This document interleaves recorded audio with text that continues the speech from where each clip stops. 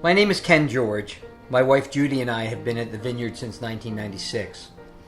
I'm also the father of Joshua and Rachel, my son and daughter.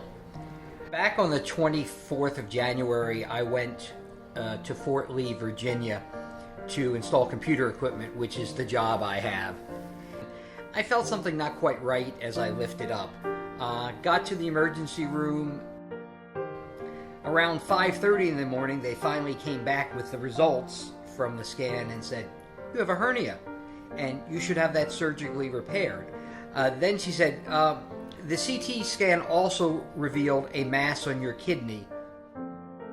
At 8:30, I got a phone call from Scott Russell, who told me that he and Troy Logan were going to drive down and get me, and then one of them would drive my car back, so that I could remain on my painkillers, because driving on oxycodone would not be a good choice.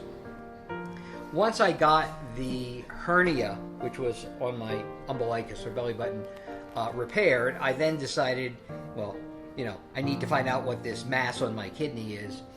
Doctor looked at the discs of the CT scan that I had brought up from Virginia, ordered some blood work and some additional imaging. He gave me both what I would refer to as good and bad news. The bad news was the mass lit up, which means that the mass had a blood supply, which means it was most likely cancer.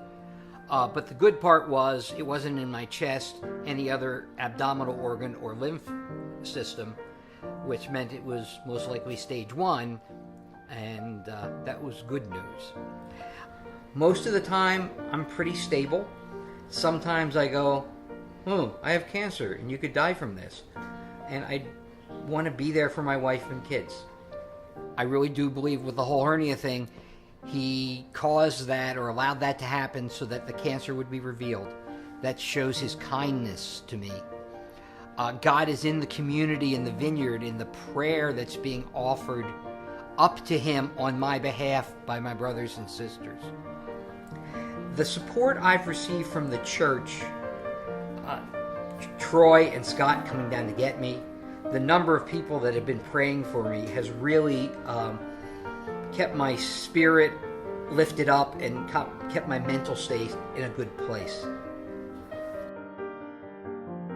This is a scary time for me, but one where I have peace knowing that God is in control, and part of that peace comes from your prayers interceding on my behalf, and I thank you so much for your faithfulness.